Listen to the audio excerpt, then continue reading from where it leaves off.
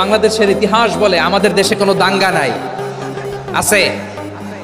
লালমনিরহাটের ভাইয়ের আওয়াজ করে বলেন, আমাদের দেশে হিন্দু মুসলিম দাঙ্গা আছে? আমরা ভাই ভাই, আওয়াজ করে বলুন তো আমরা কি ভাই ভাই। কিন্তু কিছু দুষ্ট লোক আছে, তারা আমাদের সম্পর্কের মধ্যে ফাটল ধরাতে চায়, ঠিক কিনা বলেন? মাঝে মাঝে ঝগড়া লাগাতে চায়। দেখবেন পত্রপত্রিকায় দেখা যায় বিভিন্ন ধর্মীয় উপাসনালয়গুলোতে হামলা চালানো হয়। এগুলো রাজনৈতিক উদ্দেশ্য প্রণোদিত, এগুলোর সাথে ইসলামের কোনো সম্পর্ক নাই।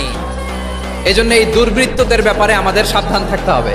আমরা সবসময় যেমনি ঐক্যবদ্ধ, ইউনাইটেড, আমরা যদি এরকম ইউনাইটেড থাকি, এই সমস্ত দুর্বৃত্তদের কালো হাত ভেঙে দিতে আমাদের 1 ঘন্টাও লাগবে না। চিল্লায় বলো ঠিক কিনা?